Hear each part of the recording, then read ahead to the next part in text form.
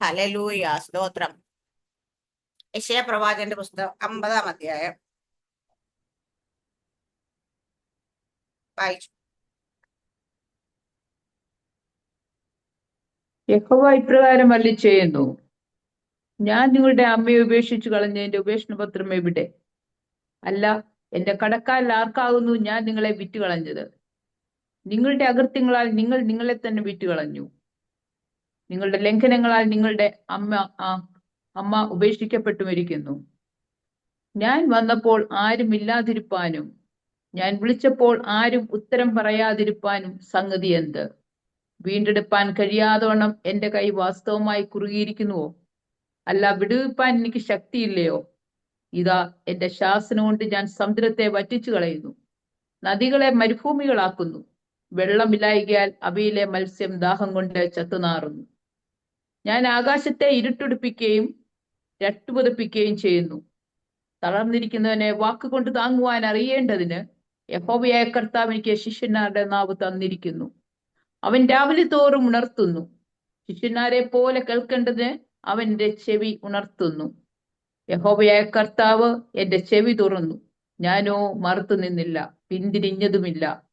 അടിക്കുന്നവർക്ക് ഞാൻ എന്റെ മുതുകും രോമം പറിക്കുന്നവർക്ക് എന്റെ കവിളും കാണിച്ചു കൊടുത്തു.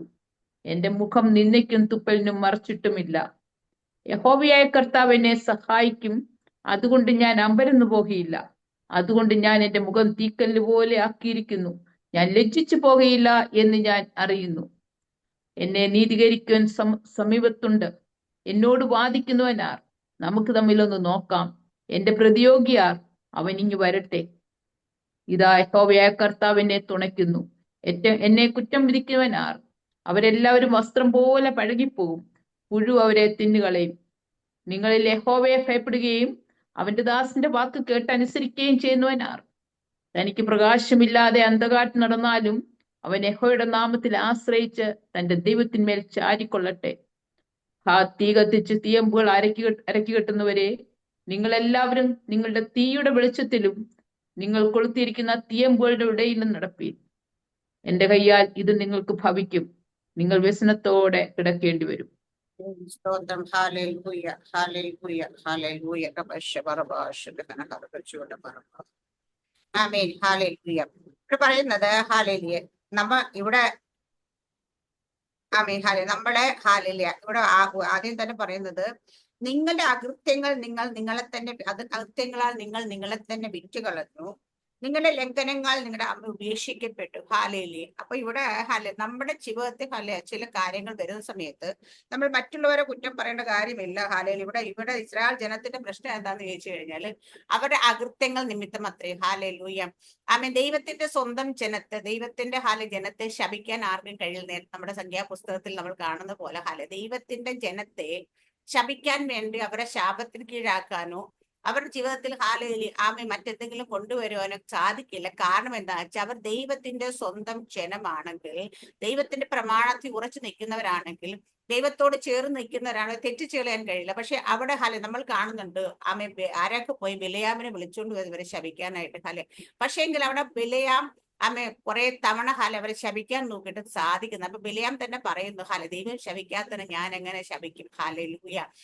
ദൈവം കൂടിയിരിക്കുന്ന ജനത്തെ നമുക്കൊന്നും ചെയ്യാൻ സാധിക്കില്ല. പക്ഷെ അവിടുന്ന് പോരുമ്പോ നമ്മൾ അറിയുന്നുണ്ട്, ബാരാക്കിന് അവിടെ സംഖ്യാപുസ്തകത്തിൽ ബാരാക്കിന്റെ വഴിക്ക് ബിലയാമിന്റെ വഴിക്ക് പോയെന്ന്. പക്ഷെ വെളിപ്പാട് പുസ്തകം വായിക്കാൻ നമുക്ക് മനസ്സിലാകുന്നുണ്ട് ഹല്ലേലൂയ. ബാരാക്കിന്റെ ബിലയാമിന്റെ ഉപദേശത്തെ മുറുകെ പിടിച്ചവർ അവിടെ നമ്മൾ അടുത്ത അധ്യായം തുടങ്ങുമ്പോൾ നമ്മൾ കാണുന്നുണ്ട്, അവർ മോബാബെ സ്ത്രീകളുമായി ചേർന്ന് പരസംഗം ചെയ്യാൻ തുടങ്ങി. അവരുടെ വിഗ്രഹാർപ്പിതം തിന്നാൻ തുടങ്ങി, അവരുടെ ദേവന്മാരെ കുമ്പിടാൻ തുടങ്ങി. അങ്ങനെ വരുമ്പോ തൊട്ട് താഴേക്ക് എഴുതുമ്പോ യഹോവയുടെ കോപം അവരുടെ മേൽ ജ്വലിച്ചു. ഹല്ലേലൂയ. ദൈവത്തിന്റെ കോപം അവരുടെ മേൽ ജ്വലിച്ചപ്പോഴാണ് അവരുടെ മേൽ ദൈവമേ അവരെ പല ശാപങ്ങളും സകലതും അവരെ പിന്തുടരും. കാരണം എന്താ വെച്ചാൽ അവരെ തെറ്റിച്ച് കളയാനായിട്ട്, പ്രമാണമുള്ളവരെ തെറ്റിച്ച് കളയാൻ നടക്കില്ല. ഇവിടെ പറയുന്നതും ഇവരുടെ അകൃത്യങ്ങൾ പാപങ്ങൾ ഇവരുടെ സ്വഭാവം, ഇവരുടെ പിറുവിറുപ്പ് ഇതൊക്കെയാണ് ഇവരെ തന്നെ വിറ്റ് കളഞ്ഞതായിട്ട്. ഇപ്പൊ ഒരാള് ഒരു സ്ഥലത്തേക്ക് ഇപ്പൊ പ്രവാസത്തിലേക്കൊക്കെ പോകുമ്പോൾ നമുക്കറിയാം, നമ്മൾ പഴയ നിയമം പലപ്പോഴും വായിക്കുമ്പോൾ ജനം തെറ്റിപ്പോകും. അപ്പൊ ദൈവത്തിന്റെ കോപം വരും. അവരുടെ ശത്രുവിന്റെ കയ്യിൽ ഏൽപ്പിച്ചു കൊടുക്കും. ശത്രു വന്ന് അവരുടെ എല്ലാം നഷ്ടപ്പെടുത്തും, എടുത്തു കൊടുക്കും. ഇങ്ങനെയൊക്കെ ചെയ്യുന്ന പല ആവർത്തി നമ്മൾ കാണാറുണ്ട്. അപ്പൊ ഇവിടെയല്ല, ഇസ്രായേൽ ജനത്തിനെ സംബന്ധിച്ചിടത്തോളം അവരുടെ ജീവിതത്തിൽ എന്ത് സംഭവിക്കുമ്പോൾ ശലോമോനോട് ദൈവം പറയുന്നുണ്ട്, നിങ്ങൾ ഈ ആലയം ദൈവത്തിന്റെ ആലയം ഒക്കെ തന്നെയാണ്, പക്ഷേങ്കില് ജനം തെറ്റിപ്പോയി ദുർമാർഗങ്ങളിലൂടെ നടന്നു കഴിഞ്ഞാൽ നിങ്ങളുടെ പ്രാർത്ഥന ഞാൻ കേൾക്കത്തില്ല. ഇവിടെയൊക്കെ ഓരോ സ്ഥലം നമ്മൾ വായിക്കുന്ന സമയത്ത് നമ്മൾ കാണുന്നുണ്ട്. അവിടെ എല്ലാം സംഭവിക്കുന്നത് എന്താ വെച്ചാൽ അവരുടെ അകൃത്യങ്ങൾ, നിങ്ങളുടെ അകൃത്യങ്ങൾ നിങ്ങളെ തന്നെ വിറ്റുകൊള്ളു. നിങ്ങളുടെ ലംഘനങ്ങൾ നിങ്ങളെ ഉപേക്ഷിക്കപ്പെട്ട് ഞാൻ വന്നപ്പോൾ ആരുമില്ലാതിപ്പോ ഞാൻ വിളിച്ചപ്പോൾ ആരും ഉത്തരം പറയുന്ന സംഗതി എന്ത്? അപ്പം ദൈവം വിളിക്കുന്ന സമയത്തും ദൈവത്തിന്റെ ശബ്ദം കേൾക്കുമ്പോഴും ഉത്തരം പറയാൻ പോലും ആരും ഉണ്ടാകാത്തൊരു സ്ഥിതി. പക്ഷേ നമ്മള് ചില സ്ഥലങ്ങളിലൊക്കെ കാണുന്നുണ്ട്. ദൈവം തന്നെ പറയുന്നുണ്ട്, എന്നെ അന്വേഷിക്കുക ബുദ്ധിമാനുണ്ടോ എന്നറിയാൻ വേണ്ടി യഹോവയുടെ കണ്ണെല്ലാടെ ഊടാടി സഞ്ചരിച്ചുകൊണ്ടിരിക്കുന്നു. ദൈവം നമ്മളെ നോക്കിക്കൊണ്ടേയിരിക്കുന്നു. കാരണം ദൈവത്തെ അന്വേഷിക്കുന്ന ബുദ്ധിമാൻ, ദൈവത്തെ അന്വേഷിക്കുന്ന ജനത്തെ ദൈവം തന്നെ പറയുന്ന അവരാണ് ബുദ്ധിമാന്മാർ എന്ന് പറയുന്നത്. ഇവിടെ വെളുപ്പാങ്കാലത്ത് എല്ലാ ജനവും കിടന്ന് ഉറങ്ങുന്ന സമയത്ത് ഇവിടെ കുറെ പേര് കൂടി വന്ന് സൂമിൽ കയറിയിരിക്കുകയാണ്. എന്തിനാണാവും? നമ്മളെ സംബന്ധിച്ചിടത്തോളം പറയും വീട്ടിൽ ജീവിതത്തിൽ കുറെ ഭാരമുണ്ട്, പ്രയാസമുണ്ട്, ബുദ്ധിമുട്ടുണ്ട്, കഷ്ടതയുണ്ട്. അതുകൊണ്ട് ദൈവസന്നിധി പ്രാർത്ഥിച്ചേക്കാന്ന് വിചാരിച്ചു. അല്ലേ? പക്ഷെ ദൈവത്തിനെ കണ്ണുകൊണ്ട് നോക്കുമ്പോൾ ദൈവം പറയും കുറച്ച് ബുദ്ധിയുള്ളവരോട് ഇരിപ്പുണ്ട്. കാരണം വെച്ച് കഴിഞ്ഞാൽ അവര് ദൈവത്തെ അന്വേഷിക്കാനായിട്ട്, ദൈവസന്നിധി ഇരിക്കാനായിട്ട് സമയം കണ്ടെത്തുന്നവരാണ് ബുദ്ധിമാന്മാരെന്ന് പറയും. ഇവിടെ തൊട്ടടുത്ത വാക്യം പറയുന്നത്, വീണ്ടെടുപ്പാൻ കഴിയാതെ വണ്ണം എന്റെ കൈ വാസ്തവമായി കുറുകിയിരിക്കുന്നു, വിടുവിക്കാൻ എനിക്ക് ശക്തിയില്ല. ഇതാ എന്റെ ശാസനം കൊണ്ട് ഞാൻ സമുദ്രത്തെ പറ്റിച്ച് നദികളെ മരുഭൂമിയാക്കുന്നത്. ദൈവത്തിനെ കുറിച്ച് പറയുന്ന ദൈവത്തിന്റെ കരത്തിന് വീണ്ടെടുപ്പാൻ കഴിയാതെ ഏത് അവസ്ഥയിലേക്ക് പോയാലും തിരിച്ചു വരുത്താൻ കഴിയാതെ വണ്ണം, ഇപ്പൊ പ്രവാസത്തിലേക്കൊക്കെ പോ ജനത്തെ തിരിച്ചു വരുത്താൻ കഴിയാതെ വണ്ണം, പാപത്തിലായിപ്പോയവരെ മടക്കി വരുത്താൻ കഴിയാതെ വണ്ണം, കഷ്ടതയിൽ വീണു പോയവരെ തിരിച്ചു വരുത്താൻ കഴിയാതെ ദൈവത്തിന്റെ കാര്യം കുറുകിപ്പോയിട്ടൊന്നുമില്ല. ദൈവത്തിന് ശക്തി ഇല്ലാതായിട്ടൊന്നുമില്ല. ചില ആൾക്കാര് അവര് വിചാരിക്കും, നമ്മൾ തന്നെ പറയാറോ, ഇവരെ ഇനി രക്ഷിക്കാനായിട്ട് ലോകത്തിൽ ഒന്നിനും പറ്റത്തില്ല. ചില ആൾക്കാര് പാപത്തിലും പലവിധ ഇതിലേക്ക് വീണ് പോകുമ്പോൾ നമ്മൾ ഇനി അവനെയൊക്കെ രക്ഷിക്കാൻ, ചില രോഗമൊക്കെ വരുമ്പോഴോ ഇനി രക്ഷിക്കാനായിട്ട് ലോകത്തൊന്നുമില്ല. പോകാനുള്ളിടത്തെല്ലാം പോയി, കൊണ്ടുപോകാനുള്ളതെല്ലാം കൊണ്ടുപോയി, ചെയ്യാനുള്ളതെല്ലാം ചെയ്ത് ഇനി വിടുവിക്കാൻ കഴിഞ്ഞ അല്ലെങ്കിൽ പിന്നെ ബാക്കി ലാസ്റ്റ് വാക്കറി ദൈവത്തിന് മാത്രമേ ഇവരെ രക്ഷിക്കാൻ പറ്റത്തുള്ളൂ. അല്ലേ? കാരണം ആർക്കും രക്ഷിക്കാൻ കഴിയാത്ത കാര്യങ്ങൾ, ആർക്കും വിടുവിക്കാൻ കഴിയാത്ത കാര്യങ്ങൾ നമ്മുടെ ദൈവത്തിന് സാധിക്കും. അതാ ഇവിടെ പറഞ്ഞു, ദൈവത്തിന് കഴിയാത്ത എന്തെങ്കിലും കാര്യമുണ്ടോ? കുറിക്കുന്ന ദൈവത്തിന്റെ പ്രത്യേകതയെ കുറിച്ച്, ഞാൻ എന്റെ ശാസ്ത്രം കൊണ്ട് ഞാൻ സമുദ്രം പറ്റിച്ചു, നദികളെ മരുഭൂമിയിലാക്കുന്നു, വെള്ളമില്ല അവയിലെ മത്സ്യം ദാഹം കൊണ്ട് ചത്തറ്, ഞാൻ ആകാശത്ത് ഇരുട്ടുടിപ്പിക്കുകയും ഇട്ട് പുതപ്പിക്കുകയും ചെയ്തു. അടുത്ത വാക്യം, തളർന്നിരിക്കുന്നതിനെ വാക്കുകൊണ്ട് താങ്ങാൻ അറിയേണ്ട യഹോവയ കർത്താവ് എനിക്ക് ശിഷ്യന്മാരുടെ നാവ് തന്നിരിക്കുന്നു. അപ്പൊ ശിഷ്യന്മാരുടെ നാവ് എങ്ങനെയുള്ള നാവായിരിക്കണം? ഹല്ലേലൂയ. തളർന്നിരിക്കുന്നവരെ വീണ്ടും കുത്തി മുറിവേൽപ്പിക്കണമെന്നോ, അവരെ തള്ളിക്കളഞ്ഞിട്ട് പോണമെന്നോ, അവരെ ചവിട്ടണമെന്നോ, അവരെ കുറിച്ച് മാറി നിന്ന് കുറ്റം പറയണമെന്നോ അല്ല. നമ്മളാണെങ്കിൽ പറയാം, എന്തോ ചെറിയ പ്രശ്നമുണ്ട് കേട്ടോ, പ്രാർത്ഥിച്ചിട്ടൊന്നും ഒരു രക്ഷയില്ല, എത്രയും നാൾ കൊണ്ട് കിടന്ന് പ്രാർത്ഥിക്കുന്നു, പോസിക്കുന്നു. അവിടെ എന്തോ ചെറിയ ഏതാണ്ടൊക്കെ വിട്ടുകളയാനുണ്ട് കേട്ടോ, അല്ലെങ്കിൽ ഏതാണ്ടൊക്കെ പ്രശ്നമുണ്ട്. എന്ത് പറഞ്ഞു കുറ്റം വിധിച്ച് നമുക്ക് എല്ലാവരെയും കുറ്റം വിധിക്കാൻ വലിയ ഇഷ്ടമുള്ള ആൾക്കാരാണ്. പണ്ടൊരിക്കായിരിക്കുന്നു സംഭാഷണമാണോ എനിക്കറിയത്തില്ല.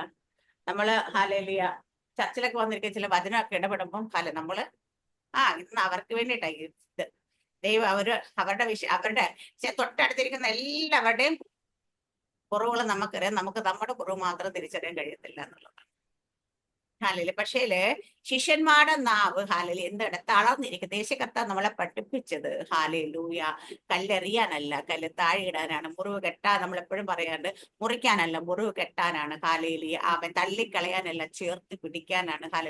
അങ്ങനെയുള്ള നാവ് നമുക്ക് തന്നിരിക്കും. നമ്മൾ പലപ്പോഴും അവ എന്താ ചെയ്യുന്നതെന്ന് ചോദിച്ചു കഴിഞ്ഞാൽ പലപ്പോഴും നമ്മൾ അതിനേക്കാട്ട് വലിയ പ്രശ്നം ഇരിക്കായിരിക്കും. അപ്പൊ നമ്മൾ പക്ഷെ അവരെ നോക്കി കുറ്റം വിധിക്കും. യേശു കർത്താവ് പരിശുദ്ധ ശുശ്രൂഷയുടെ കാലഘട്ടം നമുക്കറിയാം. 3 ദിവസം ഹാലേലിയ ആമേൻ സംസാരിച്ചുകൊണ്ടിരുന്ന സമയത്ത് കൂടെ അവിടെ ഉണ്ടാകുന്ന ജനം വിശന്ന് പോകും, അവർ വഴിയിൽ വെച്ച് തളർന്നു പോകുമെന്ന് നോക്കി തോന്നിയപ്പോൾ കർത്താവ് യേശു ക്രിസ്തു എന്റെ ശിഷ്യന്മാരോട് പറഞ്ഞ് അവർക്ക് ഭക്ഷിപ്പാൻ കൊടുപ്പിനെന്ന്. ഹല്ലേലൂയ. കാരണം എന്താ, അവർക്ക് ഭക്ഷിപ്പാൻ കൊടുപ്പിൻ എന്ന് പറയുമ്പോ അവരും അതേ അവസ്ഥയിൽ തന്നെ ഇരിക്കുക. അവരും 3 ദിവസം അവിടെ തന്നെ ഇരിക്കുക. അവരും വിശന്നിരിക്കുക, അവരും തളർന്നിരിക്കുക അല്ലെ. അവർ പ്രത്യേകിച്ച് വേറെ ഏതെങ്കിലും ഭക്ഷണം കൊണ്ടുവച്ച് തിന്നിട്ടുണ്ടായിരുന്നോ? ഇല്ല. ആ ജനം ഇരിക്കുന്ന അതേ അവസ്ഥയിൽ തന്നെ ശിഷ്യന്മാരിയ്ക്കുന്നത്. ശ്രദ്ധിച്ചിട്ടുണ്ടോ? ഹല്ലേലൂയ. കർത്താവ് യേശു ക്രിസ്തു അതേ അവസ്ഥയിൽ തന്നെ ഇരിക്കുന്നത്. അവര് ഒന്നും ഭക്ഷിക്കാതെ ഒന്നും കുടിക്കാതെ 3 ദിവസമായിട്ട് ഹല്ലേലൂയ അവിടെ തന്നെ ഇരിക്കുകയാണ്. അപ്പൊ വഴിയിൽ വെച്ച് അവര് തളർന്നു പോകുന്നത് ഇവരും തളർന്നു പോകും. പക്ഷെ ഈ തളർന്നു പോകുമെന്നുള്ള ശിഷ്യന്മാരെ നോക്കിയിട്ട് കർത്താവ് അവർക്ക് ഭക്ഷിപ്പാൻ കൊടുപ്പിനെന്ന്. ഹലോ. അപ്പൊ നമ്മളും ചിലപ്പോൾ ഹല്ലേലൂയ നമ്മളുടെ കൂടെ പ്രാർത്ഥിക്കുന്ന സഹോദരങ്ങളെക്കാട്ടി കൂടുതൽ അതേപോലെ തന്നെ വിശന്നും തളർന്നും ഇരിക്കുന്ന അവസ്ഥയായിരിക്കും. പക്ഷെ എന്നിട്ടും ദൈവം പറയും നമ്മളോട് അവർക്ക് ഭക്ഷിപ്പാൻ കൊടുപ്പിനെന്ന്. ഹല്ലേലൂയ. അപ്പം അവർക്ക് ഭക്ഷിപ്പാൻ ഞാൻ ചോദിക്കുന്ന ശിഷ്യന്മാര് അവര് പറഞ്ഞു അവര് പന്തിയായിട്ടിരിക്കും എന്ന് പറഞ്ഞ് അപ്പൊ എടുത്ത് വാഴ്ത്തി സ്തോത്രം ചെയ്ത് നുറുക്കി അവരെ കയ്യിൽ കൊടുത്ത് ശിഷ്യന്മാർ ഇവർക്ക് എല്ലാവർക്കും അത് പകുത്ത് കൊടുത്ത് ഇവർക്ക് എല്ലാവർക്കും വിളമ്പി കൊടുത്തൊക്കെ ചെയ്യും. ഈ വിളമ്പി കൊടുക്കുമ്പോഴും ഇവർ ഭക്ഷിച്ചിട്ടാണോ കൊടുക്കുന്നത് എഴുതിയിട്ടുണ്ടോ? അല്ല. ചിലപ്പം വിളമ്പാൻ നിൽക്കുന്ന ആൾക്കാർ അവിടെ ഇരിക്കുന്ന സകല ആൾക്കാർക്കും കൊടുത്തതിന് ശേഷം അവർ ഭക്ഷിക്കുന്നത്. അങ്ങനെയല്ലേ വീട്ടിലൊക്കെ നമുക്ക് ഗസ്റ്റ് ഒക്കെ വന്നാൽ നമ്മൾ ആദ്യം പോയി തിന്നു വയറ് കുറച്ച് പിന്നാണ് വിളമ്പുന്നത്. അങ്ങനെയുള്ളവർ എത്ര വേണ്ടത് എനിക്കറിയത്തില്ല. നോർമലി എല്ലാവരും കൊടുക്കേണ്ടവർക്ക് മൊത്തം വിളമ്പി കൊടുത്തതിന് ശേഷമായിരിക്കും അവർ കഴിക്കുന്നത്. റെസ്പോൺസ് ഇല്ല. ആൾക്കാർ ഇങ്ങനെ ബന്ധം ഹല്ലേലൂയ. ആമേൻ. അപ്പൊ ഇവിടെ അവര് ആ വിളമ്പി കൊടുക്കുന്ന ശിഷ്യന്മാരെ നിങ്ങളൊന്ന് മനസ്സിൽ കണ്ടു നോക്കിക്കേ. അവിടെ ഇരിക്കുന്ന 5000 പുരുഷാരും ഉണ്ടായിരുന്നത് ആദ്യത്തിന്. അപ്പൊ അതിന്റെ സ്ത്രീകളും കുട്ടികളും എല്ലാം ഉണ്ടായിരിക്കും. അവരെ പന്തിയായിട്ടിരിക്കും. ഇവർക്ക് എല്ലാവർക്കും വിളമ്പി കൊടുത്ത് ഇവരെല്ലാം ഭക്ഷിച്ചു. ഹല്ലേലൂയ. അതിനുശേഷമായിരിക്കും ഇവർ ഭക്ഷിക്കുന്നത് അല്ലെ.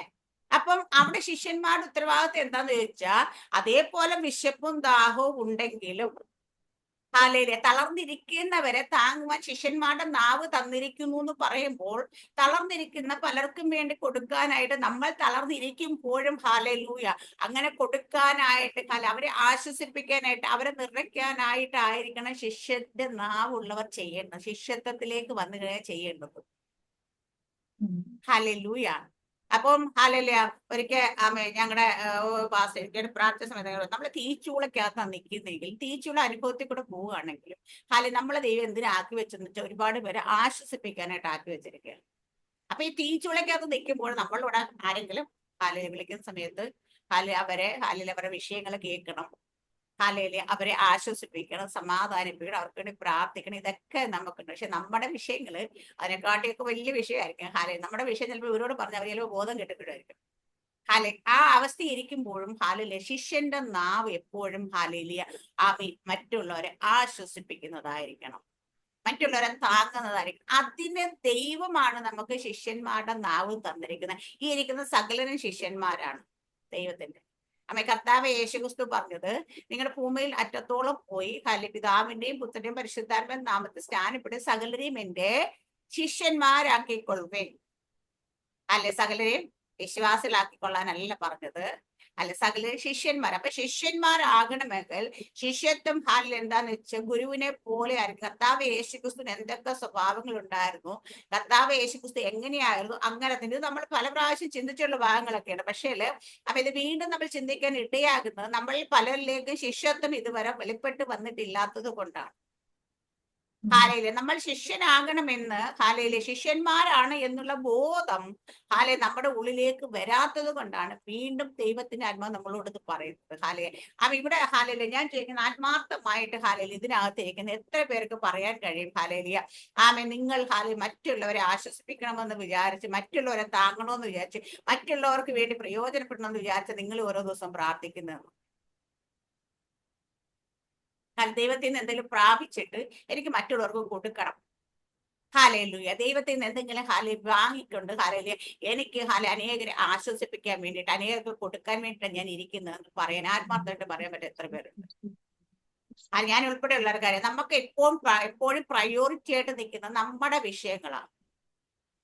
ഹാലേലിയ. അപ്പൊ നമ്മുടെ വിഷയങ്ങൾ അല്ല ഇത് നിങ്ങൾ തിരിച്ചറിയാതെ പോകുന്ന എന്താ, ഇത് ശത്രുവിന്റെ തന്ത്രമാണ്. എന്താന്ന് വെച്ചാ നിങ്ങളെ കുറിച്ചുള്ള ദൈവത്തിന്റെ പദ്ധതിയിൽ നിങ്ങളെ ഡൈവേർട്ട് ചെയ്യാൻ വേണ്ടിയിട്ടാണ് ഓരോ പ്രാവശ്യം നമ്മുടെ ജീവിതത്തിൽ ചില വിഷയങ്ങൾ കൊണ്ടിട്ട് തരുന്നത്. ആ വിഷയങ്ങളെ മുറുകെ പിടിച്ചുകൊണ്ട് പലരോടും വ്യക്തിപരമായി ഞാൻ ഇതിനകത്ത് ആലോചന പറഞ്ഞിട്ട്, നിങ്ങൾ ആ വിഷയങ്ങൾ കുടുങ്ങിയിരിക്കുമ്പോൾ നിങ്ങൾ എവിടെയാണോ നിങ്ങളുടെ ഫോക്കസ് നഷ്ടപ്പെടുന്നത് വെച്ചാൽ, നിങ്ങൾ അനേകരെ ആശ്വസിപ്പിക്കാനായിട്ട്, അനേകരെ താങ്ങുവാനായിട്ട്, അനേകരുടെ അരികിലേക്ക് ആ വെളിച്ചമായി ചെല്ലേണ്ട പലരും ഇന്ന് മുറിക്കുള്ളിൽ അടച്ചു പൂട്ടിയിരിക്കുന്ന അവസ്ഥയിലിരിക്കുന്നതിന്റെ കാരണം എന്താന്ന് വെച്ചാൽ ശത്രു വെച്ച തന്ത്രത്തിൽ നിങ്ങൾ കുടുങ്ങിപ്പോയത് കൊണ്ടാണ്.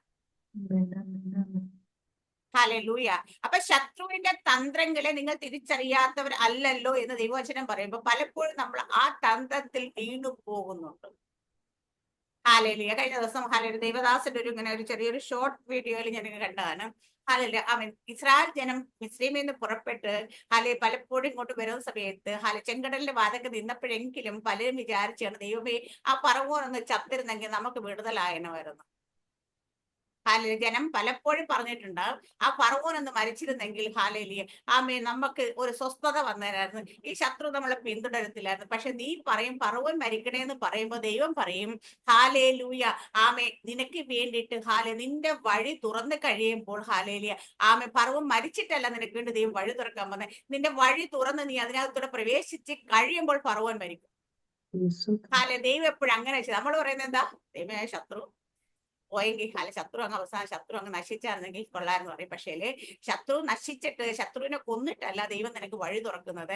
നീ നീ സ്റ്റെപ്പ് മുൻപോട്ട് വെക്കുമ്പോൾ നിന്റെ മുമ്പിൽ വഴി തുറക്കുമ്പോൾ നിന്റെ ശത്രു ഓട്ടോമാറ്റിക്കലി തകരും. ശത്രുവിനെ കൊന്നിട്ടല്ല നിനക്ക് വഴി തുറക്കും. അപ്പൊ അതുകൊണ്ട് ആരും അങ്ങനെ പ്രാർത്ഥിച്ച് നിൽക്കേണ്ട. ഹാലേലൂയ. അപ്പൊ അതുപോലെ തന്നെ നമ്മുടെ ജീവിതത്തിൽ നമ്മൾ മുൻപോട്ട് പോകേണ്ട സ്റ്റെപ്പ് വെച്ച് കഴിയുമ്പോൾ നമ്മുടെ കോളിങ്ങിനനുസരിച്ച് നമ്മൾ മൂവ് ചെയ്യുമ്പോഴാണ് നമ്മുടെ നമുക്ക് നമ്മുടെ മുൻപിൽ വാദിച്ചുകൊണ്ടിരിക്കുന്ന ചില വാദങ്ങൾ മാറത്തുള്ളൂ. നമ്മളിവിടെ എപ്പോഴും എന്താന്ന് വെച്ചാൽ അത് മാറാൻ വേണ്ടി പ്രാർത്ഥിച്ചുകൊണ്ടിരിക്കും. അയ്യാ ഈ പ്രശ്നം ഒന്ന് മാറണം, ഈ വിഷയം ഒന്ന് മാറെങ്കിൽ, ഇതിനൊന്ന് വിടുതലായെങ്കിൽ ഞാനൊന്ന് പോകായിരുന്നു, എനിക്കൊന്ന് ഇറങ്ങായിരുന്നു, എനിക്കൊന്ന് ദൈവത്തിന് വേണ്ടി എന്തെങ്കിലുമൊക്കെ ചെയ്യായിരുന്നു നമ്മൾ പ്രാർത്ഥിക്കുന്ന പക്ഷേങ്കില് നീ അങ്ങനെ പ്രാർത്ഥിച്ചിരിക്കുന്നവര് എന്നും അവിടെ പ്രാർത്ഥിച്ചിരിക്കത്തുള്ളൂ. വിഷയങ്ങൾക്ക് വിടുതൽ വന്ന ശേഷം മുൻപോട്ട് മൂവ് ചെയ്യാന്ന് വിചാരിച്ചിരുന്നാൽ അതൊരിക്കലും നടക്കത്തില്ല. കാരണം എന്ന് വെച്ചാൽ നീ മൂവ് ചെയ്താൽ മാത്രം നിന്റെ വിഷയങ്ങൾക്ക് വിടുതലാകത്തുള്ളൂ. യെശയ്യാ പ്രവാചകന്റെ പുസ്തകം എഴുന്നേറ്റ് പ്രകാശിക്കും, നിന്റെ പ്രകാശം വന്നോടെ നിൽപ്പോട്ടെ, പക്ഷെ നീ എന്തിനെ എഴുന്നേൽക്കണം.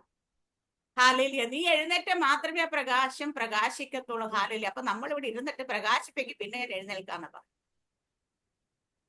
ഇവിടെ ശിഷ്യന്മാരുടെ നാവിന്റെ പ്രത്യേകത പറഞ്ഞ അവർ തളർന്നിരിക്കുന്നവരെ വാക്കുകൊണ്ട് താങ്ങുവാൻ അറിയാതെ, യഹോവ എനിക്ക് കർത്ത ശിഷ്യന്മാർ. അപ്പൊ തളർന്നിരിക്കുന്നവരെ വാക്കുകൊണ്ട് താങ്ങുവാൻ അറിയേണ്ടത് ശിഷ്യന്മാരുടെ നാവ്. ഈ ശിഷ്യന്റെ അവസ്ഥയും തളർന്നിരിക്കുന്ന അവസ്ഥ തന്നെയായിരിക്കും.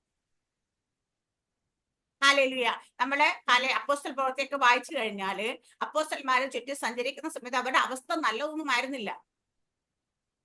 ഒരു വെളിച്ചപ്പാടത്തിലെ ഭൂതം വിട്ട് മാറിയത് കൊണ്ടാണ് രണ്ടുപേര് കാരാഗ്രഹത്തിൽ പോയി അടിയും കൊണ്ട് ശരീരം മുഴുവൻ അടിച്ച് വസ്ത്രമൊക്കെ വലിച്ചൂരി കാരാഗ്രഹത്തിൽ കൊണ്ട് ആമത്തിലിട്ട് കൂട്ടി അവിടെ ഇട്ടേക്കാൻ അതിന്റെ കാരണം ഒരു വെളിച്ചപ്പാടത്തിലെ ഭൂതം വിട്ട് മാറിയത് കൊണ്ട്. എന്താ അവര് ചെയ്തത്? ദോഷമൊന്നുമല്ല ചെയ്തത്. ഹാലേലിയ. ഒരു നല്ല കാര്യം ചെയ്തപ്പോ അവർക്ക് ലഭിച്ച ശിക്ഷ. അപ്പൊ അവരുടെ അവസ്ഥ നല്ലതല്ല. ഓരോ കാര്യം പത്രോസും യോഹന്നാനും ഹാലേലിയ അമ്മയുടെ ഗർഭം മുതൽ മുടന്തനായ ഒരു മുടന്തനെ ഹാലേലിയ വിട്ടുവീഴ്ച അവനെ എഴുന്നേൽപ്പിച്ചപ്പോൾ ഹാലേലിയ അവിടെ വലിയ വിഷയം ഉണ്ടാകുന്നു. അവരെ അവരുടെ മുമ്പിൽ കൊണ്ടുപോയി നിർത്തുന്നു. ഹാലേലിയ. അവരെ വിസ്തരിക്കുന്നു. അവരെ ഇനി മേലെ പറയരുതെന്ന് പറഞ്ഞ് അവരെ വിലക്കുന്നു. ഇങ്ങനെ പല കാര്യങ്ങൾ അവിടെ സംഭവിച്ചു. അപ്പൊ അവിടെയൊക്കെ അവർ ചെയ്ത കാര്യങ്ങൾ ആരെയും അപ്രീഷിയേറ്റ് ചെയ്യല്ല ചെയ്തത്. അതിന് നല്ല സാഹചര്യം ഒരുക്കുകയല്ല ചെയ്ത്. അവര് അതിനെക്കാട്ടിയൊക്കെ വേസ്റ്റ് കണ്ടീഷനിൽ കൂടെ കടന്നു പോയപ്പോഴും അവര് മറ്റുള്ളവരെ താങ്ങുവാനും മറ്റുള്ളവരെ വിടുവിക്കാനും മറ്റുള്ളവർക്ക് വേണ്ടി പ്രാർത്ഥിക്കുവാനും അവര് തയ്യാറായി എന്നുള്ളതാണ്. അപ്പൊ തളർന്നിരിക്കുന്നവരെ താങ്ങുവാൻ ശിഷ്യന്റെ നാവ് തന്നിരിക്കുമ്പോ ഈ തളർന്നിരിക്കുന്നവരെ കാട്ടി തളർച്ചയിലായിരിക്കും ചിലപ്പോ ശിഷ്യൻ. പക്ഷെ എങ്കിലും അവിടെ എന്താ, ഞാൻ കർത്താവായ യേശുക്രിസ്തു എന്നെ ആക്കി വെച്ചിരിക്കുന്ന ഉത്തരവാദിത്വം എന്തും തിരിച്ചറിഞ്ഞ് എന്റെ മേൽ കിടക്കുന്ന കോളിംഗ് എന്താ തിരിച്ചറിഞ്ഞ എന്റെ മേൽ കിടക്കുന്ന അഭിഷേകം എന്താ അതിനെ ഞാൻ ഉപയോഗിക്കണം. എന്റെ തളർച്ച മാറിയിട്ട് ഞാൻ ഉപയോഗിക്കാമെന്നല്ല. ഹല്ലേലൂയ. ഇന്ന് നമ്മൾ പലപ്പോഴും ചിന്തിക്കുന്നത് എന്റെ അവസ്ഥയൊക്കെ ഒന്ന് മാറട്ടെ, ഞാനൊന്ന് ശരിയാകട്ടെ, അതിനുശേഷം ഞാൻ അത് ചെയ്യാമെന്ന്. അങ്ങനെ നമ്മൾ ചിന്തിക്കുമ്പോൾ നമുക്ക് ചെയ്യാൻ കഴിയില്ല. ഞാൻ ഒരിക്കൽ ദൈവത്തോട് പറഞ്ഞു, എന്റെ അവസ്ഥ മാറാമെന്ന് ഞാനിനി പോയി ശുശ്രൂഷിക്കത്തൊന്നുമില്ലെന്ന് പറഞ്ഞു. കർത്താവ്, നീ ഒരിക്കലും പിന്നെ ശുശ്രൂഷിക്കേണ്ടി വരത്തില്ല. കാരണം അങ്ങനെ തന്നെ ഇരിക്കേണ്ടി വരും. കാരണം വെച്ച് കഴിഞ്ഞാല് ഓരോരുത്തരും നമ്മള് അപ്പോസ്തല പ്രവൃത്തി എടുത്ത് വായിച്ചു നോക്കിക്കഴിഞ്ഞാൽ അവരുടെയൊക്കെ ഓരോരുത്തരുടെ പൗലോസിന്റെ നമുക്കറിയാം രോഗമുണ്ടായിരുന്നു. രോഗം മാറാൻ 3 പ്രാവശ്യം പ്രാർത്ഥിച്ചു. എന്നിട്ടും പൗലോസിനും അത് മാറി എന്ന് കാണുന്നില്ല. പക്ഷേ എന്നിട്ടും പൗലോസിന്റെ റൂമാല് ചെന്നിട്ട് പല രോഗികളെ സൗഖ്യമാക്കി. പൗലോസ് പറയണം, ആദ്യം എന്റെ ഇതൊക്കെ മാറ്റുന്ന, പിന്നെ ഞാൻ പ്രാർത്ഥിക്കാം എന്ന് പറഞ്ഞെങ്കിൽ പൗലോസിന് ഒരിക്കലും അനേകരെ പിടിവിക്കാൻ കഴിയില്ലായിരുന്നു. അപ്പൊ നമ്മൾ ഓരോരുത്തരെയും കണ്ടു നോക്കുമ്പോൾ ഓരോരുത്തരെ കുറിച്ചും ചിന്തിക്കുമ്പോൾ അങ്ങനെയുള്ള അവസ്ഥയ്ക്കിടെ പലരും പറയാം, നമ്മൾ വിടുതൽ വന്ന് നമ്മൾ അത് അനുഭവിച്ചിട്ട് വേണം നമ്മൾ പ്രാർത്ഥിക്കാൻ, നമ്മൾ ശുശ്രൂഷിക്കാന്ന് പലരും പറയാം. പക്ഷെ അങ്ങനെ ഇന്ന് എത്ര വലിയ ശുശ്രൂഷകരായിട്ട് നിൽക്കുന്നവരാണെങ്കിൽ അവരോടും ചോദിച്ചു, അവരുടെ ജീവിതത്തിലും പല പ്രയാസങ്ങളും വിഷമങ്ങളും പോരായ്മകളും ഒക്കെ ഉണ്ടാവും അല്ലെ. കഴിഞ്ഞ ദിവസം ഞാൻ ഏതോ ഒരു ദേവദാസന്റെ സാക്ഷ്യം കേട്ടപ്പോ അദ്ദേഹം ഇപ്പോഴും ദൈവത്തിന് വളരെ പ്രായമേ, അദ്ദേഹം ഇപ്പോഴും ദൈവത്തിന്റെ പ്രയോജനം അനേക പതിനായിരക്കണക്കിന് മേബി ലക്ഷക്കണക്കിന് ആത്മാക്കളെ നേടിയ ഒരു വ്യക്തി. അദ്ദേഹത്തിന് ഭാര്യ മരിച്ചു, ആകെ ഉള്ളൊരു മകള് ക്യാൻസർ പേഷ്യന്റ്. സ്വന്തമായിട്ട് വീടില്ല, കുടുംബമില്ല, ഇന്ന് വരെ ഇപ്പോഴും വാടക വീട്ടിലാണ് കഴിയുന്നത്. പക്ഷേ അദ്ദേഹത്തിന്റെ ഇപ്പോഴത്തെ ആഗ്രഹം എന്താ, എനിക്ക് കുറച്ച് ആത്മാക്കളെ കൂടിയെങ്കിലും നേടണമെന്ന്. അപ്പൊ നമ്മൾ നോക്കുമ്പം ഇന്ന് പലരും പറയുന്നത് അങ്ങ് അനുഗ്രഹം അങ്ങ് തലവഴിയെ ചൊരിഞ്ഞാൽ മാത്രമേ ദൈവത്തിന്റെ ബ്ലെസ്സിങ് അവരുടെ കൂടെ ഉള്ളൂ എന്ന് ചിന്തിക്കുന്ന ജാതികൾ ചിന്തിക്കുന്ന പോലെ ചിന്തിക്കുന്ന ഒരു സമൂഹത്തിലാണ് നമ്മൾ നിൽക്കുന്നത്. ജാതികളെ കാട്ടി കഷ്ടമായിട്ട് ചിന്തിക്കുന്ന പെന്തക്കോസ്ത് ദൈവത്തിന്റെ മക്കളുടെ ഇടയിലാണ് നമ്മൾ നിൽക്കുന്നത്. ഒരുവൻ ഇച്ചിരി കഷ്ടതയോ ബുദ്ധിമുട്ടോ ഭാരമോ പ്രയാസത്തിലോ അവനായിരിക്കുന്നെങ്കിൽ അവരെ നോക്കിയിട്ട് പറയും ഇവരെന്തോ കുഴപ്പമുണ്ട്. കാരണം അങ്ങനെ ചിന്തിക്കുക. പക്ഷേ അങ്ങനെയുള്ള ദൈവദാസന്മാരെയൊക്കെ കാണുമ്പോൾ നമ്മൾ തിരിച്ചറിയേണ്ട ഒരു കാര്യമുണ്ട്. അവർ ദൈവത്തിന് വേണ്ടിയിട്ട് സ്വർഗത്തിൽ അവരുടെ സമ്പാദ്യം അത്രത്തോളം വലിയതായിരിക്കുമ്പോൾ ഭൂമിയിൽ അവർക്ക് സമ്പാദ്യങ്ങളൊന്നുമില്ല. ഭൂമിയിൽ നോക്കുമ്പോ കഷ്ടതയാണ്, ബുദ്ധിമുട്ടാണ്. ആകെയുള്ള ഒരു കുഞ്ഞ് ഒരു മകൾ ഉള്ളത് ക്യാൻസറിന്റെ 4th സ്റ്റേജിൽ മരണത്തോട് അടുത്തുകൊണ്ടിരിക്കുന്ന അവസ്ഥയാണ്. പക്ഷേ അപ്പോഴും അവരുടെ ശിഷ്യന്റെ നാവ് എന്താ ചെയ്യുന്ന വെച്ചാൽ അനേകരെ താങ്ങുന്ന നാവായിട്ട് മാറുന്നുണ്ട്. ഹല്ലേലൂയ. ഇതൊക്കെ അവരെയൊക്കെ സാക്ഷിയൊക്കെ കേൾക്കുമ്പോൾ അവരോടൊക്കെ സംസാരിക്കുകയൊക്കെ ചെയ്യുമ്പോഴും നമ്മളോട് തന്നെ ലജ്ജ തോന്നുന്നു. നമ്മളിവിടെ ഇമ്മിണി ഇല്ലാത്ത ഒരു കാര്യം പുറകെ പിടിച്ചോണ്ടിരിക്കുക. അയ്യോ ഇത് പ്രശ്നം, ഈ വിഷയം ദൈവമേ പ്രാർത്ഥിക്കണം, ആര് വിളിച്ചാലും പ്രാർത്ഥിക്കണേ, എനിക്കൊരു വിഷയമുണ്ട് പ്രാർത്ഥിക്കണേ എന്ന് പറഞ്ഞിരിക്കുന്ന അവസ്ഥയിൽ ഇരിക്കുന്നവർ നോക്കുമ്പോൾ കർത്താവിന് അവിടെ നോക്കുമല്ലോ, ഇത് ഞാൻ എന്ത് ശരിയാകാനാ എന്ന് വിചാരിക്കുക. ഹല്ലേലൂയ. പത്രോസിനെ കുറിച്ച് പൗലോസിനെ കുറിച്ച് പറയുമ്പോൾ ഞാൻ പറഞ്ഞു, പിശാച് സുല്ല് പറഞ്ഞിട്ടുള്ള മനുഷ്യൻ അങ്ങേരായിരിക്കും. അങ്ങേരുടെ ജീവിതത്തിൽ രോഗം കൊടുത്താലും ഭാരം കൊടുത്താലും പട്ടിണി കൊടുത്താലും പ്രയാസം കൊടുത്താലും എന്ത് കൊടുത്താലും അങ്ങനെ ഒതുക്കാൻ കഴിഞ്ഞിട്ടില്ല. അകത്ത് നിന്ന് കാരാഗ്രഹത്തിൽ പിടിച്ചിട്ടാലും അവിടെ ഒതുക്കാൻ പറ്റത്തില്ല. അവിടെ കിടന്ന് ലേഖനങ്ങൾ എഴുതും, രാജാക്കന്മാരോട് സുവിശേഷം ഇതെല്ലാം പട്ടാളക്കാരെ പോലും ദൈവത്തെങ്കിലേക്ക് അടുപ്പിക്കാൻ വേണ്ടി അദ്ദേഹത്തെ ഉപയോഗിച്ചു. അപ്പൊ പിശാച് തോറ്റു തുന്നം പാടിയത് പൗലോസിന്റെ മുമ്പിലാണെങ്കിൽ ഇന്ന് പിശാചിന് ഏറ്റവും സന്തോഷം നമ്മുടെയൊക്കെ ജീവിതത്തിൽ വിഷയങ്ങൾ ഒരു കുഞ്ഞു കാര്യം ഇട്ടാൽ നല്ലി പിടിച്ചോണ്ടിരിക്കും. അതുകൊണ്ട് ഇവിടെ ഒതുക്കാൻ ഭയങ്കര എളുപ്പമാണെന്ന് വെച്ചാൽ സന്തോഷിക്കുന്ന ചിലപ്പോൾ നമ്മൾ ഓരോരുത്തരും നോക്കിയിട്ടായിരിക്കും. കാരണം നമ്മൾ എപ്പോഴും അവന്റെ തന്ത്രങ്ങളിൽ കുടുങ്ങിപ്പോകുന്നുണ്ട്. ശിഷ്യന്റെ നാവ് നമുക്ക് തന്നിരിക്കുന്നു എന്ന് പല അവസ്ഥയിൽ നമ്മൾ മറന്നു പോകുന്നു. നമ്മളുള്ള ശിഷ്യത്വം അതിന് നമ്മൾ വില കൽപ്പിക്കുന്നില്ല. കർത്താവ് യേശുക്രിസ്തു നമ്മളെ ഏൽപ്പിച്ച ഉത്തരവാദിത്തങ്ങൾ ചെയ്യുന്നില്ല. നിങ്ങൾ ഭൂമിയുടെ അറ്റത്തോളം പോകണം. നമ്മളോട് പ്രാർത്ഥിക്കും, പറയും ഭൂമിയുടെ അറ്റത്തോളം ഞങ്ങൾ അവകാശമാക്കും. ഹല്ലേലൂയ. ഹല്ലേലൂയ. ദേശങ്ങൾ ഞങ്ങൾക്ക് വീണ്. പലരും പാട്ട് പാടും, പൗലോസായി ഞാൻ മാറട്ടെ എന്ന്. ഹല്ലേലൂയ. ഒരു പൗലോസായി മാറട്ടെ എന്ന് പാടാൻ എളുപ്പമാണ്, ഒരു പൗലോസ് ആകാൻ വേണ്ടി കുറച്ച് ബുദ്ധിമുട്ടാണ്. നമ്മുടെ പല പാട്ടിലും നമ്മൾ പാടും. കാരണം പാട്ടൊക്കെ പാടാൻ നമ്മളെ കഴിയത്തേ ഉള്ളൂ ബാക്കി ആൾക്കാരൊക്കെ. പക്ഷേ പാട്ട് പാടാനും പറയാനും ആഗ്രഹിക്കാനും എല്ലാം നമ്മളെ കഴിയത്തേ ഉള്ളൂ. സമർപ്പിക്കാനൊക്കെ. പക്ഷേ അത് പ്രാക്ടിക്കൽ ലൈഫിലേക്ക് അപ്ലൈ ചെയ്യാനാണ് ഏറ്റവും പ്രയാസം. വചനം എപ്പോഴും എപ്പോഴാണ് അതിന്റെ പൂർത്തീകരണം വരുന്നത് വെച്ചാൽ കേൾക്കുമ്പോഴും ഏറ്റെടുക്കുമ്പോഴും പറയുമ്പോഴും അല്ല, അതിലേക്ക് നമ്മൾ അതിനെ തുറന്ന് ഞാൻ പണ്ട് എപ്പോഴോ പറഞ്ഞു ഒരിക്കൽ വേറെ പാസ് പ്രസംഗിച്ച് പറഞ്ഞ പോലെ നമ്മൾ ഹാലയിലെ സത്യ വിളമ്പുന്നിടത്ത് പോയിട്ട് അത് വിളമ്പുന്നത് കാണും, വാതൊക്കെ ചെല്ലും, എത്തി നോക്കും, എന്നിട്ട് തിരിച്ചു പോകുന്ന കൂട്ടത്തിലാണ് നമ്മൾ പലരും. ആ വാതിൽ തുറന്ന് അതിനകത്ത് കയറി അത് ഭക്ഷിക്കുമ്പോൾ മാത്രമാണ് അതിന്റെ ഒരു പൂർത്തീകരണം വരുന്നത്. വചനം എപ്പോഴും ഒരു വാതിലാണെങ്കിൽ ആ വാതിൽ തുറക്കുന്ന കണ്ടിട്ട് മാറി നിന്നാൽ അതിന്റെ പ്രയോജനം നമുക്ക് ഉണ്ടാകത്തില്ല. ആ വചനത്തിന്റെ വാതിൽ, ഓരോ വചനത്തിനും ഒരു വാതിലുണ്ട്, അത് തുറന്ന് അതിനകത്തേക്ക് പ്രവേശിക്കണം നമ്മൾ. അപ്പോഴാണ് അതിന്റെ നിവർത്തീകരണം വരുന്നത്. നമ്മുടെ ജീവിതത്തിൽ അത് ആപ്ലിക്കേഷൻ ലെവലിലേക്ക് കൊണ്ടുവരുമ്പോൾ മാത്രമാണ് അതിനകത്ത് ആ വചനത്തിന്റെ ജീവൻ നമ്മൾ വ്യാപരിക്കത്തുള്ളൂ. വചനം കേട്ടത് കൊണ്ടോ ആലോചന ഏറ്റെടുത്തത് കൊണ്ടോ ആമേൻ പറഞ്ഞതുകൊണ്ടോ കൈയടിച്ചത് കൊണ്ടോ വചനത്തിന്റെ ജീവൻ നമ്മൾ വ്യാപരിക്കത്തില്ല. ആ വചനം നമ്മൾ വാതിൽ തുറന്ന് അതിനകത്തേക്ക് കയറണം. അതിനകത്തേക്ക് കയറി അത് നമ്മുടെ ജീവിതത്തിൽ അപ്ലൈ ചെയ്യുമ്പോൾ മാത്രമാണ് നമുക്ക്, നമ്മളിവിടെ പറഞ്ഞ ശിഷ്യന്റെ നാവ് തന്നിരിക്കുന്നു, ദൈവം തരാമെന്ന് തന്നിരിക്കുന്നു. അപ്പൊ ആ ശിഷ്യന്റെ നാവിനെ എപ്പോൾ നമ്മൾ ഉപയോഗിക്കുന്നു, അതേപോലെ നാവായി മാറുമ്പോൾ മാത്രമേ നമ്മൾ ശരിക്കും ശിഷ്യത്വത്തിലേക്ക് വരികയുള്ളൂ. രക്ഷിക്കപ്പെട്ടു, സ്നാനപ്പെട്ട് കർത്താവിനോട് ചേർന്ന് കർത്താവിന്റെ ശിഷ്യനായി എന്ന് പറഞ്ഞത് കൊണ്ട് മാത്രം ശിഷ്യത്വം വരുന്നില്ല. ഹല്ലേലൂയ. അപ്പൊ ശിഷ്യന്മാരുടെ ജീവിതം എടുത്തു നോക്കിക്കഴിഞ്ഞാൽ അവർക്ക് പട്ടുമത്തെയും മണിമാളികയും ആയിരുന്നില്ല അവരുടെ ജീവിത. അതുപോലെ ആ ജീവിതം ആഗ്രഹിച്ചുകൊണ്ട് ശിഷ്യത്വം നിൽക്കാമെന്ന് ആരെങ്കിലും വിചാരിച്ച അതിനും പ്രയോജനമില്ല. എന്ത് കാര്യങ്ങൾ ജീവിതത്തിൽ ഉണ്ടാകുമ്പോഴും അതിനെ ഫേസ് ചെയ്യാനായിട്ടുള്ള ഒരു ദൈവശക്തി നമ്മുടെ ഉള്ളിൽ പകർന്നിട്ടുണ്ട്. പരിശുദ്ധാത്മ നമ്മൾ ഉണ്ടെന്ന ബോധത്തോടു കൂടി വേണം നമ്മൾ ശിഷ്യനാണെന്ന്, ശിഷ്യത്വത്തിലേക്ക് നമ്മൾ പ്രവേശിച്ചു എന്ന് വിചാരിക്കാനായിട്ട്. വിചാരിക്കുമ്പോൾ നമ്മുടെ ജീവിതത്തിൽ അങ്ങനെ പലതുമുണ്ട്. അപ്പൊ അങ്ങനെ പലതും സംഭവിക്കുമ്പോഴും നമുക്ക് ദൈവം തന്ന വിഷൻ മറന്നു പോകരുത്, ദൈവം തന്ന കോളിംഗ് നമ്മൾ മറന്നു പോകരുത്, ദൈവം നമ്മളെ ഏൽപ്പിച്ച ഉത്തരവാദിത്തം മറന്നു പോകരുത്. പല കാരണങ്ങൾ പറഞ്ഞ് നമ്മൾ അത് സൈഡിലേക്ക് മാറ്റി വെക്കുമ്പോൾ ദൈവത്തിന്റെ ശിഷ്യൻ എന്ന് പറയാൻ നമുക്ക് യോഗ്യത ഇല്ല എന്ന് തന്നെയാണ്.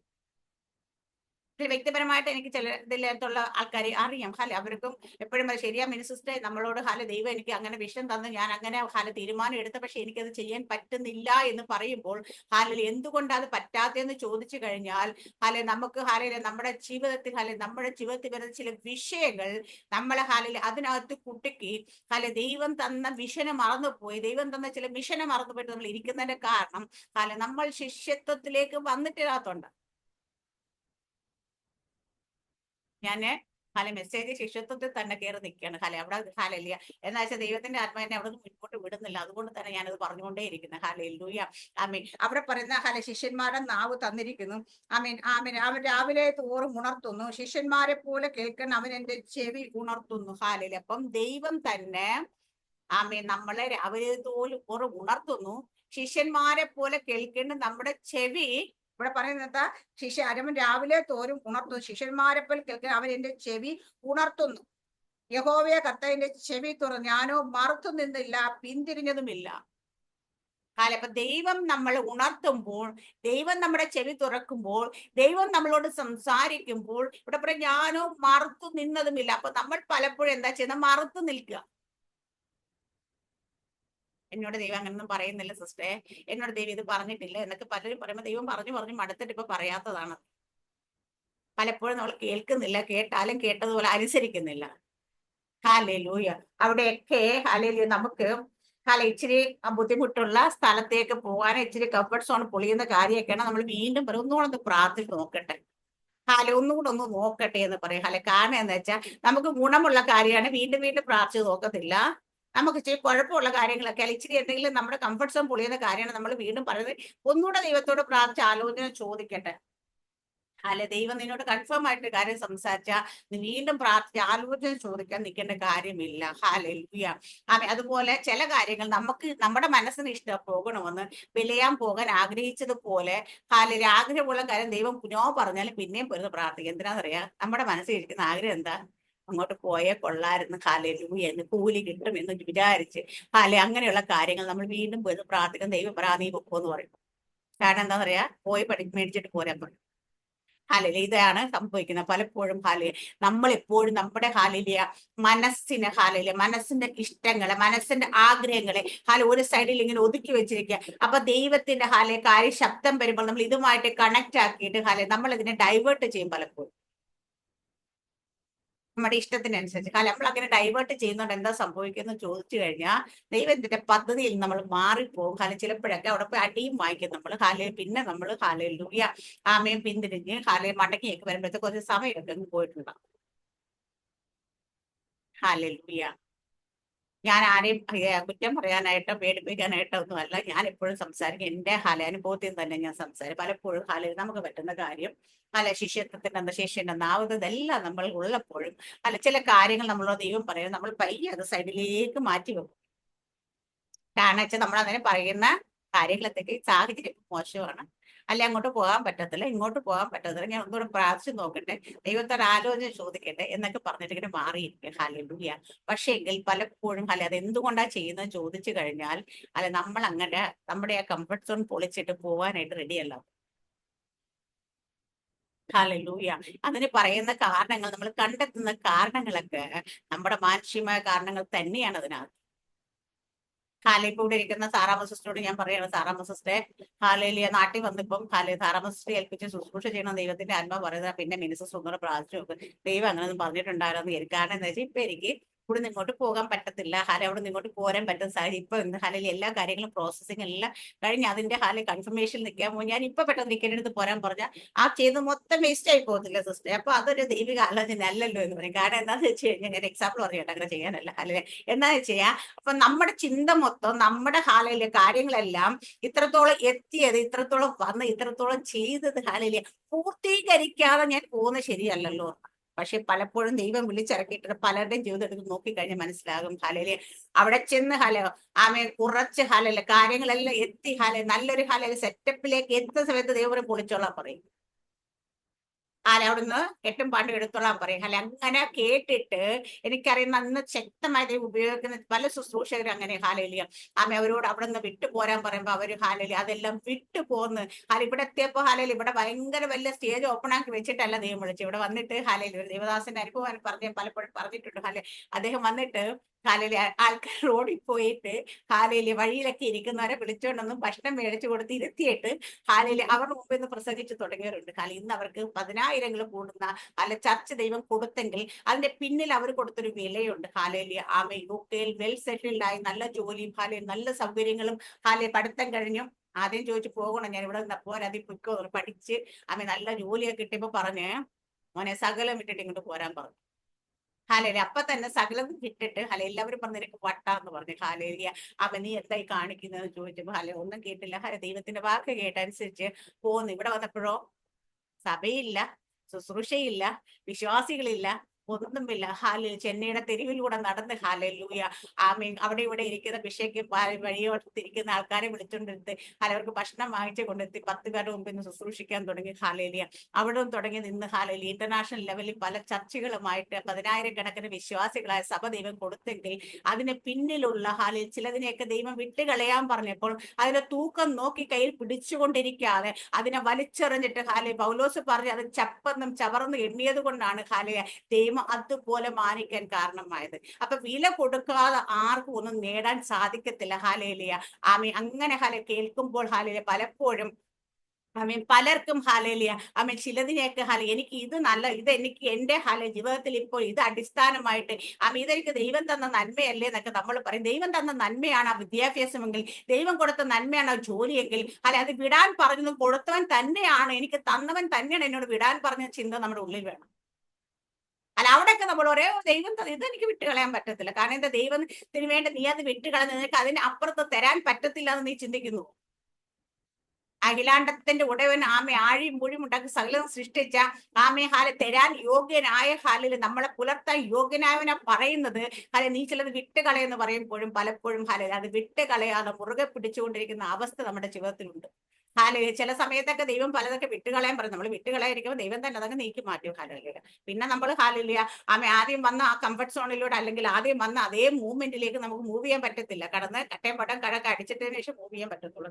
കാരണം ദൈവം പലപ്പോഴും ഇത് വേണ്ട, ഇത് നീ കളഞ്ഞേക്ക് എന്ന് പറയുമ്പോൾ കളയാതെ മുറുകെ പിടിച്ചിരുന്ന അത് മുറുകെ പിടിച്ച് അവിടെ കുറച്ചാളൊക്കെ ഇരിക്കും. പക്ഷെ അത് എടുത്ത് കളയണ ദൈവത്തിന് എടുത്ത് കളയാനായിട്ട്. പക്ഷെ ദൈവം എടുത്ത് കളഞ്ഞാൽ പിന്നെ ഹല്ലേലൂയ അതിലേക്ക് തിരിച്ച് നമ്മൾ ദൈവം ആദ്യം വിളിച്ച വിളിയിലൂടെ അത്രയും സ്മൂത്ത് ആയിട്ട് കാര്യങ്ങൾ പോകത്തില്ല. ഹല്ലേലൂയ. ആമേൻ. വചനം ഇങ്ങനെ പറഞ്ഞു നിന്ന് കഴിഞ്ഞാൽ ഇവിടെ തന്നെ നിന്ന് പോകും. അപ്പൊ ഇന്ന് ആരോടെങ്കിലും ഒക്കെ വ്യക്തിപരം ദൈവം ഇടപെട്ടു എന്ന് ഞാൻ വിശ്വസിക്കുന്നുണ്ട്. കാരണം എനിക്ക് എന്നോട് ദൈവം ഇടപെടുന്ന കാര്യങ്ങൾ ഇടപെടുന്നുണ്ട്. അതുകൊണ്ടാണ് ഞാൻ പറഞ്ഞത്. ഈ വചനത്തിൽ നിന്ന് വായിച്ച സമയത്ത് എനിക്ക് ഇതൊന്നും അല്ല ദൈവം തന്ന റെവലേഷൻ. അവിടെ ആമേ പിന്നെ ആമേ അടുത്ത് പറയുന്ന ഞാനും മറുത്തത് പിന്നെ അടിക്കുന്നവർക്ക് ഞാൻ എന്റെ മുതുകും രോഗം പറിക്കുന്നവർക്ക് എന്റെ കവിളും കാണിച്ചു കൊടുത്തു. എന്റെ മുഖം നിന്നയ്ക്കും തുപ്പലും മറച്ചിട്ടുമില്ല. യഹോവ കർത്താവ് എന്നെ സഹായിക്കും, അതുകൊണ്ട് ഞാൻ അമ്പരന്ന് പോകുകയില്ല. ഹാലേലിയ. അവൻ കർത്താവ് യേശുക്രിസ്തുവിനെ കുറിച്ച് നമുക്കറിയാം. നിന്ദിച്ചു, പരിഹസിച്ചു, തുപ്പി, ഇതൊക്കെ ചെയ്യും. അപ്പം ദൈവത്തിന് ശിഷ്യന്മാരെ നാവ് തന്നിരിക്കുന്ന ദൈവത്തിന്റെ വാക്ക് കേൾക്കുന്നവര് ചെവി തുറന്നു കൊടുത്ത് അത് കേട്ടനുസരിക്കുന്നവർക്ക് ഞാൻ പറഞ്ഞെങ്കിൽ പട്ടമത്തെയും ഹാലേലിയ ആമയും ഭയങ്കര സ്വീകരണം കിട്ടുമെന്നല്ല ഇവിടെ പറഞ്ഞേക്കുന്നേ. നിന്ദയും പരിഹാസവും തുപ്പലും ഒക്കെ ആയിരിക്കും. ഹാലേലിയ. ഇതും കൂടെ ഏറ്റുവാങ്ങൽ മനസ്സും കൂടെ ഉണ്ടാകണം. നമ്മൾ ചിലപ്പോൾ എത്ര പേർക്ക് വേണ്ടി ഉണർന്ന് പലരും നമ്മൾ പ്രാർത്ഥിക്കും, ദൈവം അവരെ നമ്മുടെ കഴിവുകൊണ്ടല്ലെങ്കിലും ദൈവം അവരെ വിടുവിച്ചിട്ടുണ്ട്. പക്ഷെ നമ്മളൊരു മുഖാന്തരമായി നിന്നിട്ടുള്ള പലരും നമ്മളെ കുറിച്ച് കുറ്റങ്ങളും കുറവുകളും നിന്ദകളും പരിഹാസവും മാറി നമ്മുടെ ശത്രുവായ വശത്ത് കയറുന്നുണ്ട്. നമ്മളെ കുറ്റം പറയുമ്പോഴും അതും നമ്മൾ കേൾക്കണം. കാരണം എന്താന്ന് വെച്ചാ അത് ഇതിനകത്തുള്ളതാന്നേ. കർത്താവ് യേശുക്രിസ്തുവിനെ തന്നെ നോക്കി നമ്മള് പുരുഷാരം തിങ്ങി നിറഞ്ഞ് കർത്താവ് പോകുന്ന വഴിയിലൊക്കെ ഉണ്ടായിരുന്ന പുരുഷാരം. ഒരു തളർവാദ രോഗിയെ കൊണ്ടുവന്നിട്ട് കർത്താവിന്റെ അടുക്കിലേക്ക് പോലും കൊണ്ടുപോയി മേൽക്കൂര പൊളിച്ചിറക്കേണ്ട സ്ഥിതിയിലൂടെ അത്ര ജനം തിങ്ങി നിറഞ്ഞു നിന്ന ജനം എവിടെ പോയെന്ന് കർത്താവിനെ ക്രൂശിക്കാൻ നേരത്ത് എവിടെ ഉണ്ടായിരുന്നു? ഒരു എല്ലാവരും ഇവനെ ക്രൂശിക്കുക എന്ന് പറഞ്ഞപ്പോ അയ്യോ അത് പറ്റത്തില്ല എന്ന് പറഞ്ഞാൽ ആരെങ്കിലും ഒരാൾ മുമ്പിലേക്ക് ചെന്ന് നിന്നോ? കൂടെ നടന്ന തോളെ കൈയിട്ട് ഭക്ഷിച്ചും കൂടെ നടന്ന ശിഷ്യനായ അല്ലെങ്കിൽ കൂടെ ഉണ്ടായിരുന്ന പത്രോസ് പോലും കർത്താവിനെ തള്ളി പറയാ ചെയ്തത്. ഞാൻ ആ മനുഷ്യനെ അറിയുന്നില്ലെന്ന് പറഞ്ഞ് പ്രാകാരം ആണയിടാനും തുടങ്ങി അല്ലെ. അപ്പൊ അവിടെ ആരും ഉണ്ടായിരുന്നില്ല. കാരണം പക്ഷെ കർത്താവ് എന്തോരം ആൾക്കാരെ സൗഖ്യമാക്കിയത്, എന്തോരം ആൾക്കാരെ വിടുവിച്ചത്, മരിച്ച ലാസറിനെ പോലും ഉയർപ്പിച്ച്. ഇതെല്ലാം ചെയ്തിട്ട് കർത്താവിനെ ക്രൂശിക്കാനായിട്ട് പിടിച്ചപ്പോൾ ഒരാള് പോലും ചെന്നിട്ട് അയ്യോ ഇത് പറ്റത്തില്ലെന്ന് പറഞ്ഞില്ല. ആകെപ്പാട് ഒരാൾ പറഞ്ഞു, ആരാന്നറിയാ? പീലാത്തോസിന്റെ ഭാര്യ പറഞ്ഞു, ഞാൻ ഇന്നലെ കഴിഞ്ഞിട്ട് ദർശനം കണ്ട്, അതുകൊണ്ട് ദോഷമായിട്ട് ഒന്നും ചെയ്യാൻ പാടില്ല. അത് അവിടെ പക്ഷെ കർത്താവിന്റെ ശുശ്രൂഷ അനുഭവിച്ചവർ, കൂടെ നടന്നവർ, കർത്താവിൽ നിന്ന് ആമേ എല്ലാ അനുഗ്രഹങ്ങളും പറ്റിയവർ ആരും അവിടെ ചെന്ന് നിന്നില്ല. അതുപോലെ നമ്മുടെ ജീവിതത്തിലും നമ്മുടെ കൂടെ നിൽക്കുമെന്ന് വിചാരിച്ചവർ, നമ്മുടെ കൂടെ എപ്പോഴും കാണുമെന്ന് വിചാരിച്ച് നമ്മളെ എപ്പോഴും സപ്പോർട്ട് ചെയ്യുമെന്ന് വിചാരിച്ച പലരും നമ്മളെ വിട്ടുമാറിയിട്ടുണ്ടാവും. ചിലപ്പോ നമ്മളെ പലരും നമ്മളെ കുറിച്ച് ചിലപ്പോ ഇന്ന് കുറ്റമായിരിക്കും. ചിലപ്പോ നമ്മുടെ ശത്രുപക്ഷത്തായിരിക്കും കയറി നിൽക്കുന്ന ചിലപ്പോ അവരെ ആയിരിക്കും നമ്മളെ കുത്താൻ വേണ്ടിയിട്ട് പിശാച് ഉപയോഗിക്കുന്ന നിന്ദിക്കാൻ വേണ്ടി പിശാച് ഉപയോഗിക്കുന്നത്. ആ സമയത്തും ശിഷ്യന്റെ നാവാണ് നമുക്ക് ശിഷ്യത്വമാണ് നമ്മുടെ ഉള്ളിലുണ്ടെങ്കിൽ ഇത് നിനക്കുള്ളതാ. ഹാലലൂയ. ഇത് നിനക്കുള്ളതാ. പലപ്പോഴും ഇടയന്മാരെ കുറിച്ച് പറയുകയാണെങ്കിൽ പറയും ആമേ ആടുകളും കുഞ്ഞാടുകളും ചെമ്മരിയാടുകളൊക്കെ ഉണ്ടാകുന്ന കൂട്ടത്തിൽ തന്നെ ചില മുട്ടാടുകളും ഉണ്ടാകും കേട്ടോ. അപ്പൊ ഈ മുട്ടാടുകൾ എന്താ വെച്ചാൽ പുറകെ തൊഴിക്കുകയും ചിലപ്പോ ചവിട്ടുകയും കുത്തുകയൊക്കെ ചെയ്യും. ഇതും ഉള്ളതാ സഭയ്ക്കുള്ളിൽ. ഇവരെ എടുത്ത് തളർത്ത് കളയാനല്ല പറഞ്ഞേക്കുന്നത്, ഇതിനെ ചേർത്ത് പിടിച്ച് പരിപാലിച്ചു കൊണ്ടുപോകുന്നവൻ ഒരു ഇടയൻ. അവനാണ് ഒരു അപ്പന്റെ ഹൃദയമുള്ളവെന്ന് പറയാൻ പറ്റത്തില്ല. അങ്ങനെ അപ്പന്റെ ഹൃദയമുള്ളവർക്ക് അത് ചെയ്യാൻ പറ്റത്തുള്ളൂ.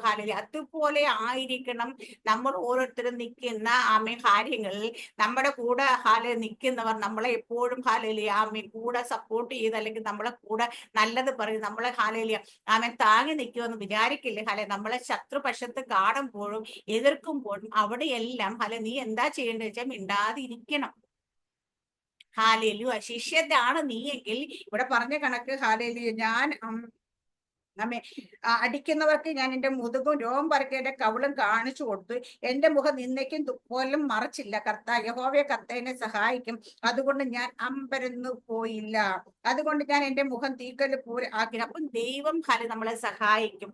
ആരൊക്കെ തള്ളിക്കളഞ്ഞാലും, ആരൊക്കെ നിന്ദിച്ചാലും, ആരൊക്കെ പരിഹസിച്ചാലും, ആരൊക്കെ ഒറ്റപ്പെടുത്തിയാലും നമ്മളെ വിട്ടുകളയാതെ നമ്മുടെ കൂടെ നിൽക്കുന്ന ദൈവം നമ്മളെ സഹായിക്കും എന്നുള്ള ബോധമുണ്ടായാൽ മതി. നീ ഒരു ശിഷ്യനാണെങ്കിൽ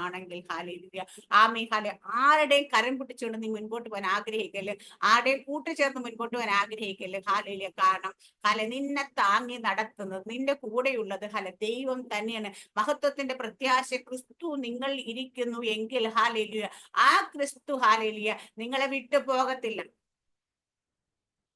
കൂടെ എത്ര ഭയങ്കര സ്നേഹമാണെന്ന് പറഞ്ഞാലും രണ്ട് ഒരു ഹൃദയമാണല്ലോ, ഒരു മനസ്സാണ്, ഒരു ശരീരം എന്നൊക്കെ പറഞ്ഞ് ചേർന്ന് നിൽക്കുന്നവരാണെങ്കിൽ നമ്മൾ ഉപേക്ഷിച്ച് പോകുമെന്ന് മനസ്സിലാക്കി തന്നെ നിൽക്കുക. കാരണം പക്ഷെ നമ്മളെ ഉപേക്ഷിച്ച് പോകാതെ കൂടെ നിൽക്കുന്ന ആമേൻ, ദൈവം നമ്മുടെ കൂടെ ഉണ്ടാകും. അതുകൊണ്ട് നമ്മൾ ശുശ്രൂഷയിലേക്ക് നമുക്ക് ദൈവം വിളിച്ച വിളി എന്താണെന്ന്, അത് തിരഞ്ഞെടുപ്പ് എന്താ, നമ്മളെ ദൈവം ശിഷ്യന്മാരായിട്ട് വിളിച്ചിരിക്കുമ്പോൾ ശിഷ്യന്മാരുടെ നാവ് നമുക്ക് തന്നിരിക്കുന്ന ആ നാവ് ശിഷ്യന്റെ നാവായി തന്നെ ഇരിക്കണം. അതുപോലെ പല കാര്യങ്ങൾ, പല സാഹചര്യങ്ങൾ, പല ബുദ്ധിമുട്ട്, പല പ്രയാസങ്ങളിലൊക്കെ പോകുമ്പോഴും ദൈവം കൂടെ ഉണ്ടെന്ന ബോധമുണ്ടാണ്. മറ്റാരും നമ്മളെ സഹായിക്കാൻ വന്നില്ലെങ്കിലും, മറ്റാരും നമ്മളെ കണ്ടില്ലെങ്കിലും കാണുന്ന ഒരു ദൈവം. ഹാഗാർ പറഞ്ഞല്ലോ, അയ്യോ അവൻ എന്നെ ഇവിടെയും കണ്ടുപോ എന്ന് പറയുന്നത്. ആമേൻ, മരുഭൂമിയിലാണെങ്കിലും ആമേൻ, നിന്റെ കരച്ചിൽ കേൾക്കുന്ന ഒരു ദൈവമുണ്ട്. നീ പോകുന്ന കാണുന്ന ഒരു ദൈവം, നിന്റെ പേര് ചൊല്ലി വിളിക്കുന്നത്, നിന്നെ തിരിച്ചറിയുന്ന. ഹാഗാറിനെ സംബന്ധിച്ച് ഹാഗാർ നോക്കുമ്പോ ദൈവമായിട്ട് ഒരു ബന്ധവുമില്ല. അവള് മിസ്രൈമ ദാസിയാണ്. ആമേൻ, ശത്രുപക്ഷത്തുള്ളവളാണ്. ദൈവത്തിന് ഇഷ്ടമില്ലാത്ത ജനത്തിന്റെ കൂട്ടത്തിൽ ഉള്ളവളാണ്. ആ മിസ്രൈമ ദാസിയും മരുഭൂമി കൂടെ ഉടനെ നടന്നപ്പോൾ പേര് ചൊല്ലി വിളിച്ചൊരു ദൈവം. അപ്പൊ അവൾ പറഞ്ഞു, ആമേ, അവൻ എന്നെ ഇവിടെയും കണ്ടു എന്ന് ചോദിക്കുന്ന പോലെ നമ്മളെ കാണുന്ന ഒരു ദൈവം. നമ്മൾ ആരായിരിക്കും, എവിടെയായിരിക്കും ഇരിക്കുന്ന അവസ്ഥ നമ്മളെ കാണുന്ന ദൈവം നമ്മുടെ കൂടെ ഉണ്ടാകും. ആമേൻ, നമുക്ക് ദൈവം തന്നിരിക്കുന്ന ശിഷ്യന്റെ നാവ് തന്നിട്ടുണ്ട്. അതുകൊണ്ട് നമ്മുടെ ജീവിതത്തിൽ എന്തെങ്കിലുമൊക്കെ മാറിപ്പോയിട്ടുണ്ട്, എന്തെങ്കിലുമൊക്കെ പോയി അത് നമ്മുടെ കുറവുകൾ കൊണ്ട് തന്നെയാണ് നമ്മൾ ഏറ്റുപറയണം. അവൻ ദൈവത്തിന് ഒരിക്കലും തെറ്റുപറ്റത്തില്ല. നമുക്കാണ് പലപ്പോഴും തെറ്റുപറ്റുന്നത്, നമ്മുടെ ചിന്തകൾക്കാണ് തെറ്റുപറ്റുന്നത്, നമ്മുടെ വിചാരങ്ങൾക്കാണ് തെറ്റുപറ്റുന്നത്. ദൈവത്തിന് ഒരു മുഖപക്ഷമില്ല. ആര് തെറ്റ് ചെയ്താലും അതിന് ശിക്ഷയുണ്ട്. ആമേ, അതുകൊണ്ട് നമ്മുടെ പാപങ്ങള്, അകൃത്യങ്ങളോ ചിന്തകളോ നമ്മൾ എന്തെങ്കിലും ചെയ്തിട്ട് അതിനൊക്കെ ഏറ്റു പറഞ്ഞിട്ട് ഇന്ന് ദൈവം നമുക്ക് ശിഷ്യന്റെ നാവ് തന്നിരിക്കുമ്പോൾ അത് അനേകരെ ആമേൻ താങ്ങുവാനായിട്ട്. നീ ചിലപ്പോൾ ക്ഷീണത്തിലായിരിക്കും, അതേ ഭാരത്തിലായിരിക്കും, അതേ വിഷമത്തിലായിരിക്കും, അതേപോലെ അവസ്ഥയിലായിരിക്കും. പക്ഷെ എങ്കിലും നിന്റെ മേൽ കിടക്കുന്ന ഉത്തരവാദിത്തം എന്താ തിരിച്ചറിഞ്ഞുകൊണ്ട് നീ നിന്റെ വിശപ്പിനെയൊക്കെ അടക്കി വെച്ചുകൊണ്ട് ചിലപ്പോൾ നീ അനേകർക്ക് വിളമ്പാൻ വേണ്ടി നിൽക്കേണ്ടവരായി മാറും. അങ്ങനെയുള്ള അവസ്ഥയിലൊക്കെ നമ്മൾ വരുമ്പോൾ അവിടെ പിറുപിറുക്കാതെ, പരാതി പറയാതെ, മാറിയിരിക്കാതെ നമുക്ക് ദൈവം തന്ന കൃപയ്ക്കനുസരിച്ച് അമ്മേ നമ്മൾ ഓരോരുത്തർക്കും വേണ്ടിയിട്ട് പ്രയോജനപ്പെടാൻ വേണ്ടി അനേക മക്കളെ കാണണം. ആത്മക്കണ്ണിൽ അനേകരെ ദൈവരാജ്യത്തിൽ നക്ഷത്രങ്ങൾ പോലുള്ള അനേകരെ പുറത്തു കൊണ്ടുവരാൻ വേണ്ടി ദൈവം നമ്മൾ ഉപയോഗിക്കാൻ ആഗ്രഹിക്കുമ്പോൾ ആരും ഈ സാഹചര്യത്തിൽ നമുക്ക് വരുന്ന നമ്മുടെ ജീവിത സാഹചര്യം കുടുങ്ങിപ്പോകരുത്. അതിൽ കുടുങ്ങിപ്പോകരുത്. പിശാചിന്റെ തന്ത്രങ്ങളെ നിങ്ങൾ തിരിച്ചറിയാത്തവരല്ലല്ലോ. നിങ്ങൾ അതിനെയൊക്കെ ജയിച്ചുകൊണ്ട് ഓരോ ദിവസവും ശക്തമായി നിങ്ങൾ ദൈവത്തിന് വേണ്ടി പ്രയോജനപ്പെടണമെന്ന ആഗ്രഹത്തോടു കൂടി ആയിരിക്കണം നമ്മൾ ഉണർന്നത് പ്രാർത്ഥിക്കുന്നതൊക്കെ. നമ്മുടെ വിഷയങ്ങൾ മാറാൻ വേണ്ടിയിട്ടൊന്നും അല്ല. അങ്ങനെ നിങ്ങൾ ആരും ചിന്തിക്കരുത്. നമുക്ക് ദൈവം തന്ന നമ്മുടെ വിളിയും തെരഞ്ഞെടുപ്പിലും അടുത്തൊരു ലെവലിലേക്ക് കയറാൻ വേണ്ടിയിട്ടാണ് നമ്മൾ ഉണർന്ന് പ്രാർത്ഥിക്കുന്നത്. അതിന് വേണ്ടിയിട്ടായിരിക്കണം നമ്മൾ അടുത്തൊരു ലെവലിലേക്ക് എനിക്ക് കയറണം. ദൈവത്തിന് വേണ്ടി കുറച്ച് ആത്മാക്കളെ പോലെ നേടണം. ദൈവരാജ്യത്തിലേക്ക് എന്റെ വകയായിട്ട് കുറച്ച് സമ്പാദ്യം കൂടെ കൂട്ടണം. ഈ ആഗ്രഹത്തോടെ ആയിരിക്കും നമ്മൾ ഉണർന്നിരിക്കുകയും പ്രാർത്ഥിക്കുകയും ചെയ്യുന്നെങ്കിൽ ഞാൻ പറയും നിന്റെ വിഷയങ്ങൾ നിനക്ക് ഇമ്പോർട്ടൻസ് അല്ലാതെ വരുമ്പോൾ നീ ദൈവത്തിന് വേണ്ടി നിൽക്കുക. ദൈവം നിന്റെ കാര്യങ്ങൾ നോക്കും എന്നുള്ളതാണ് സത്യം. അതിനുവേണ്ടി നമ്മൾ ഇനിയും ദൈവരാജ്യത്തിന് വേണ്ടി പ്രയോജനപ്പെടണം എന്നുള്ള ആഗ്രഹത്തോടെ ദിവസങ്ങളിലായിരിക്കാം ഈ വചനത്തെ എല്ലാവരും അനുഗ്രഹിക്കുമാറാകട്ടെ. ആമേൻ. God bless.